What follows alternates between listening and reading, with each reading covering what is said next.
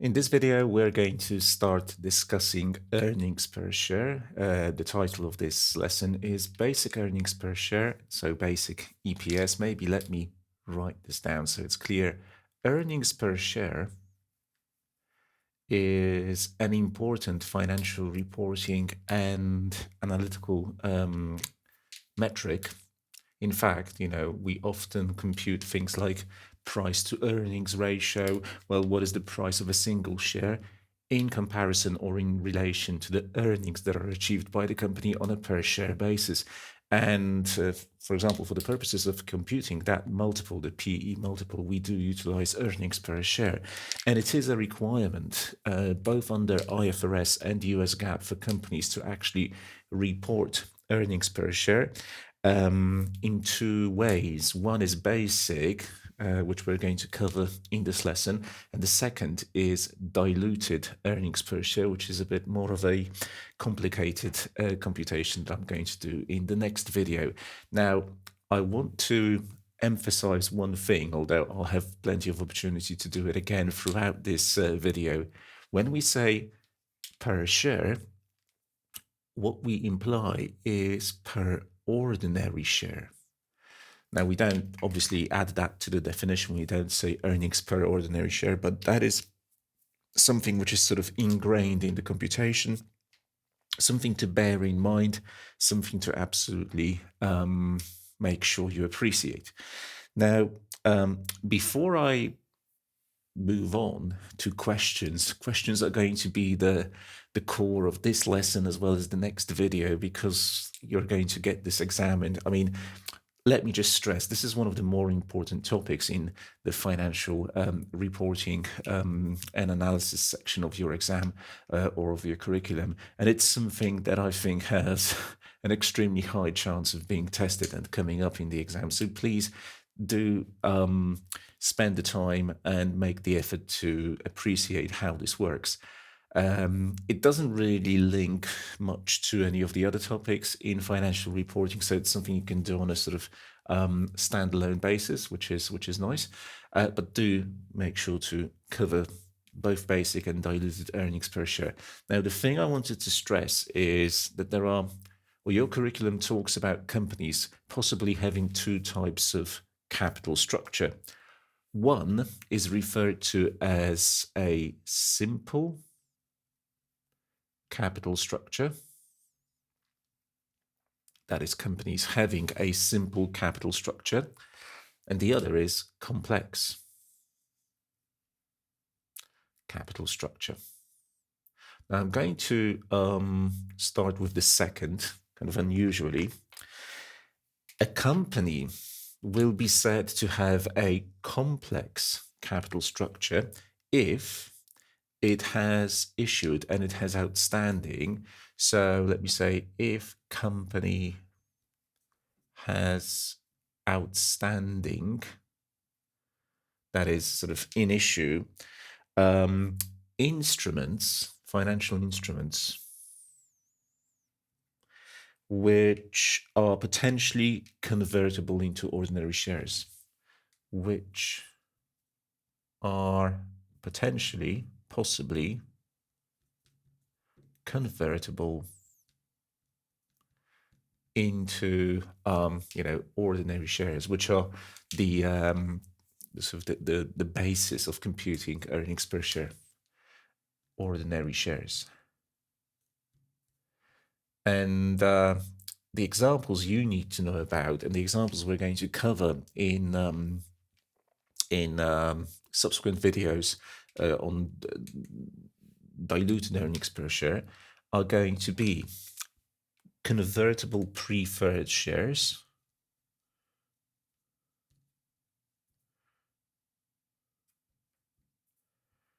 convertible bonds.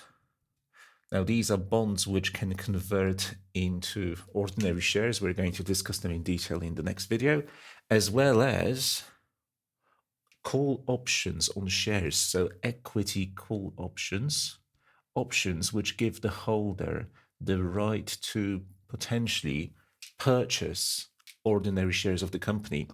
So equity call options stroke warrants. Warrants is an instrument that basically works like an equity call option. Now, these instruments will come into play in the next video because they will be extremely important from the point of view of computing not basic but diluted earnings per share. But for the time being, let me just say that these types of securities, they may cause what's known as dilution. If they are, exercised in the case of options on shares, or converted in the case of preferred shares or bonds, they may cause dilution. So they may cause a decrease to the EPS number, to earnings per share, if conversion in the case of these two, or exercise in the case of options, happens. So they may negatively impact the amount of earnings available on a per share basis if exercise of conversion happens.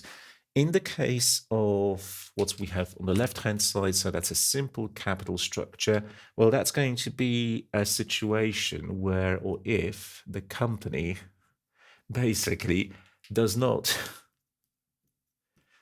have such instruments, and I'm sorry not to offer a more sophisticated definition. It's a case of, the negative to this, such, i.e. these ones. So if a company doesn't have any of these instruments, it's said to be associated with a simple capital structure. So what companies are forced to do, both under IFRS and US GAAP, is they must disclose two types of EPS computation, or the results of two EPS computations. One of these is going to be basic EPS, which is what we're dealing with in this lesson. And this is the earnings per share computation without taking into account, so without considering the dilutive impact of the types of securities that we talked about just a moment ago, impact of either convertible, obviously convertible into ordinary shares, stroke, convertible instruments, maybe like this, instruments, stroke, options. And the second type, which is what we're going to cover in the subsequent lesson, is diluted EPS, which obviously is different because it's a computation taking into account that kind of dilutive impact, taking into account what was mentioned over here. So let me maybe say taking this into account to make sure what we're talking about. Now, the first EPS type, basic EPS, as the name suggests, is fairly basic, although there are some features of this which make the computation not necessarily that straightforward. And let me write the formula over here for this one. It's going to be net income. So that's the figure we discover at the very bottom of the profit and loss account, the income statement, less preferred dividends. The dividends paid on preferred shares, because as you may know from your studies of equity investments, dividends to preferred shareholders come first. It's only after those dividends have been paid is money available to be distributed, or profits available to be distributed among the ordinary shareholders. So after those dividends have been considered, what is the amount left available to ordinary shareholders? And this has to be divided by the time-weighted Number of common shares or ordinary shares outstanding. And a lot of the complexity involved in the computation of basic EPS that you may be tested on considers the denominator of this fraction, this computation of the time-weighted number of ordinary shares. Now let's start off with a very simple question. It's not going to be complex, and I think it's a little bit too simple considering the level you may expect on the exam. However, if you're lucky, you may get such a simple question. Let's look at it. Here it comes. A company which generated net income of 12 million for the year also declared and paid 150,000 euros in preferred stock dividends over the course of that period. So we've got inputs into the numerator of the basic EPS fraction. If the number of the company's ordinary shares outstanding changed as outlined below, and here you've got a succession of dates, you've got a schedule which shows that we begun with the year with 6 million shares in issue or outstanding, then that number increased by 3 million on the 1st of April, and it was therefore at a new level of 9 million, and that number stayed until the very end of the year at 9 million. What is the company's basic EPS for the year 2023? So as you can see, this should be relatively simple. The only thing that we really need to take care of is the time weighing that goes into the bottom of this fraction. So let's have a go. In terms of inputting the numbers, we've got 12 million net income minus the preferred, well, actually, I wrote the wrong thing here. Sorry, not preferred shares. This is the preferred shares dividend, right? I was talking about the dividend. I wrote preferred shares. Sorry, the dividend going to preferred shareholders. Apologies for that. So 12 million minus 150,000 over here, which is the preferred stock dividend. And then in the denominator of the fraction, we're going to have the time weighing effect. So 6 million to start with, the number of shares. And that was the number in, or the appropriate number of shares, the relevant number of shares, all the way until the 1st of April. So January, February, March, and then obviously April comes. So that was in place for 3 months out of 12 months of the year, or 1/4 of the year. And then subsequently, that number became 9 million and stayed at 9 million until the 31st of December, until the end of the year. So for a subsequent 9 out of 12 months in the year. Now, obviously, we can easily do this perform this computation on the calculator. So let's have a go. I'm going to start with the bottom of the fraction, and I could try and be clever and omit some of the zeros, to be honest, but I don't want to try and be clever. I'm going to put in all the zeros as they go because I might get confused. So I'm starting with the bottom of the fraction. 6 million times 3/12 plus 9 million times 9/12 equals, okay, and I've got 8,250,000 as my weighted average number of shares. Now I'm writing it down, although in reality I wouldn't need to because I've got that number on my calculator. And by the way, if you're confused as to how I can do this on my calculator, why is my calculator not adding 9 million, for example, before it does the multiplication? It's because I've got my calculator set to something called AOS, Algebraic Operating System or Standard, and that's something that I suggest everybody does. On this channel, you'll find a video on how to do this. It will allow you to work very flexibly with the calculator. Now, look, I've got 8,250,000 on my thousand on my screen, and I now want to take care of what's at the top of the fraction. And what I'm going to do is press a button called labeled 1 over x, which is just below PMT on your calculator. So 1 over x, that's the one I'm pressing, and that divides 1, does the division of 1 divided by what I had over here, and now it clears the way for me to press the times key, which is right next, sort of right on the right-hand side of the calculator, open a bracket, and start inputting 12 million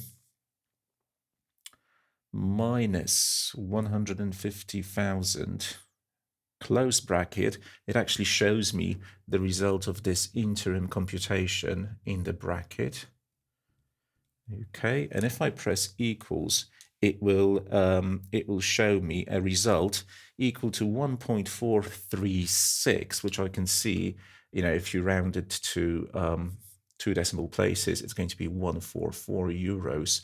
So this is euros on a per share basis, which corresponds very nicely to answer B, doesn't it? So that's the answer to the question. As you probably saw, I didn't really have to write anything down. My calculator stored numbered. I had it. I pressed 1 over x once I started with the bottom of the fraction, but I could have started with the top of the fraction and done divided by, open a big bracket, open the parentheses, and start doing the workings for the denominator. So the important thing to note here is that we take net income and we deduct the dividend going to preferred shareholders, the preferred stock dividend, not the number of preferred shares. Apologies for writing this down erroneously, but I did correct myself.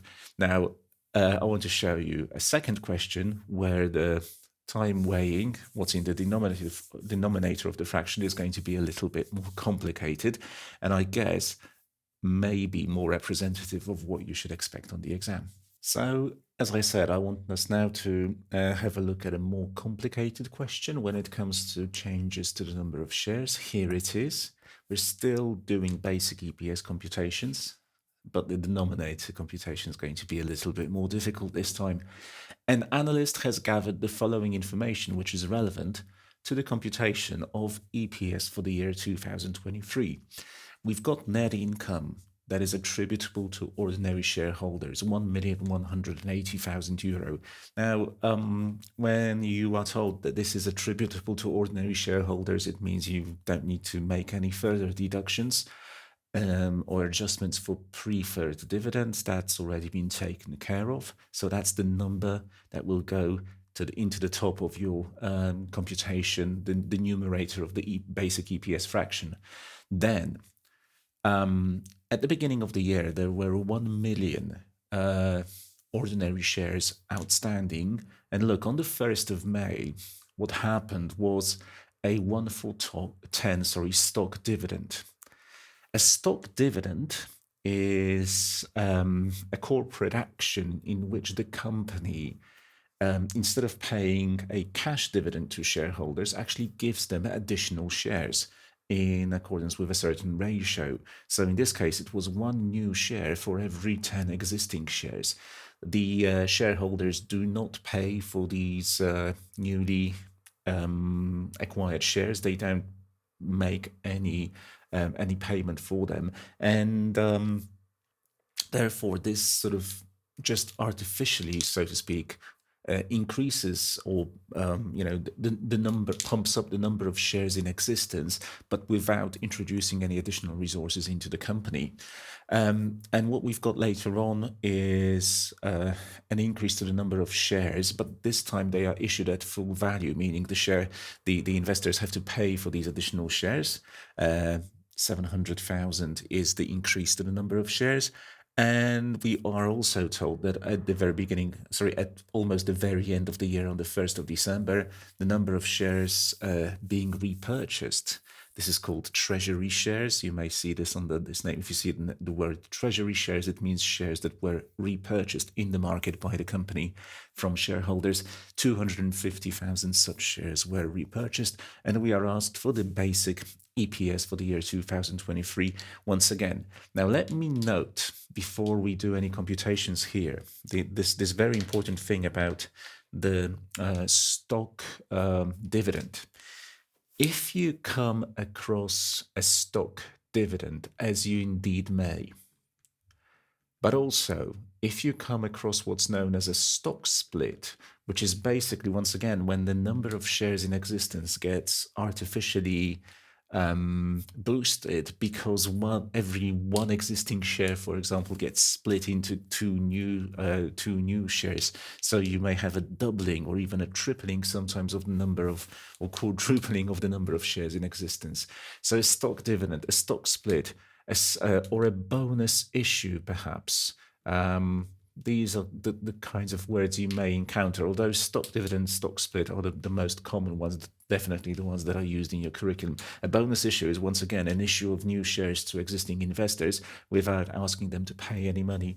Whenever this happens, you're going to get an increase in the number of shares, but critically, without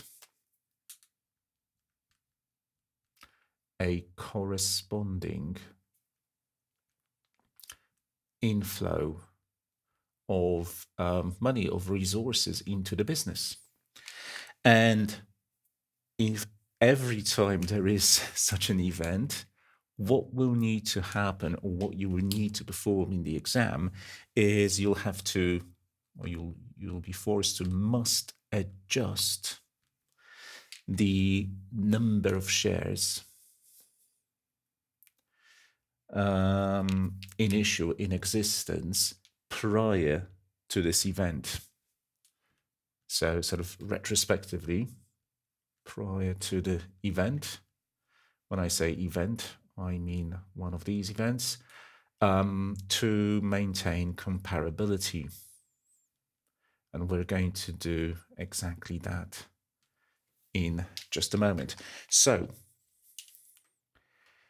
in order to compute the weighted number of shares, what I suggest we actually do is we draw a timeline. I mean, from my perspective, that's the most helpful thing you can do, even if you do it on a bit of note paper. Label clearly the dates. So this is the 1st of January, the beginning of the year, when we know that there were indeed 1,000, sorry, not 1,000, 1 million shares in existence. Then on the 1st of May, over here, we get that event, the stock dividend over here.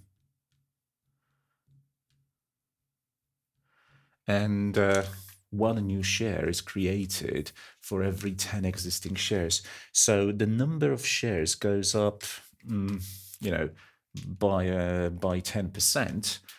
So effectively, there are now plus 100,000 shares in existence to give us a new level of 1,100,000 indeed. But because this happened kind of artificially without a corresponding inflow of any new resources into the company, which is something I've said a couple of times now and I've written down, without a corresponding inflow of resources, what we will go and do is retrospectively go back and restate or adjust the number of shares existing as at the 1st of January. So this will no longer be 1 million.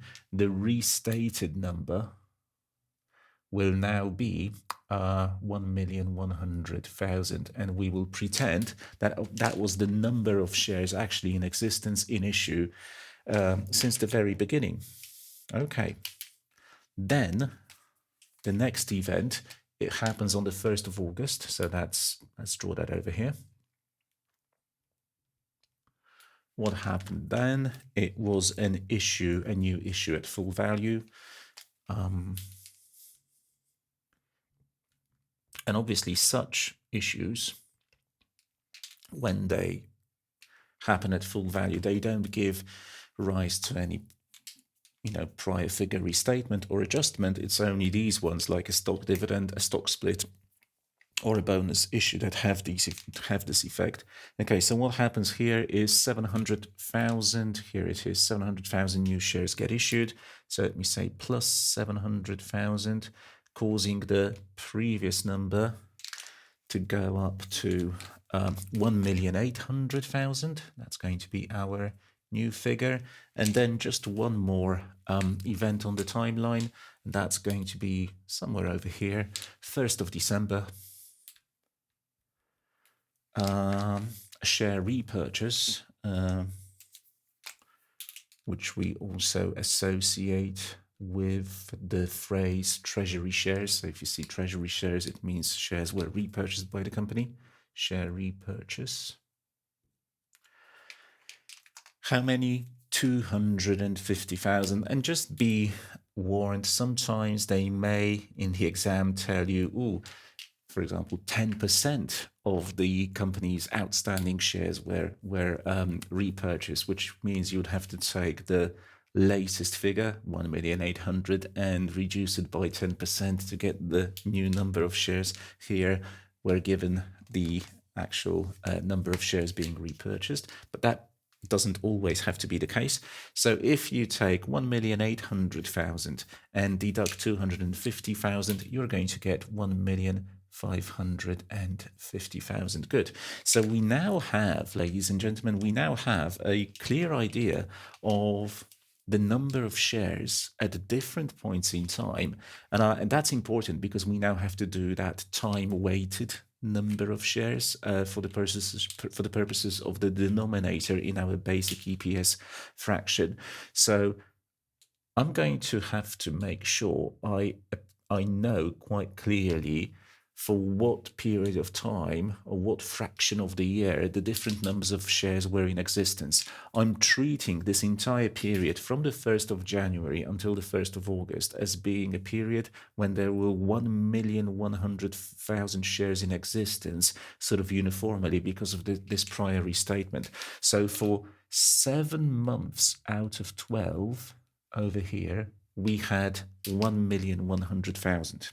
Okay, then that number got updated to rose to 1,800,000, and that was the number of shares in existence over the course of the entire month of August, September, October, and November. So that's actually 4 months out of 12, isn't it?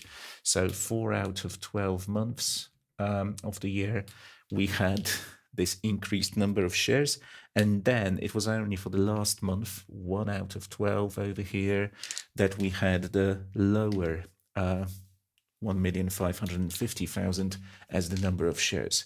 Okay, so we now have to perform the relevant weighing to make sure we can do the full EPS computation or basic EPS computation. So let me maybe utilize this space over here. Our basic EPS is going to be whatever was, okay, it's up here, whatever was the net income attributable to ordinary shareholders, 1,180,000.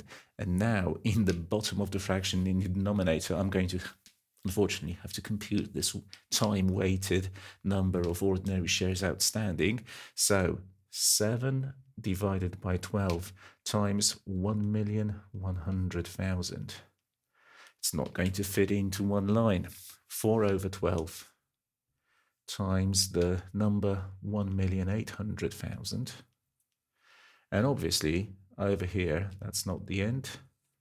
We're going to have plus 1 over 12 times 1,550,000. And just like before, I'm going to utilize my calculator, and I will, because I find that a little bit more intuitive or easier to deal with. I'm going to start off with the bottom of the fraction, the denominator. So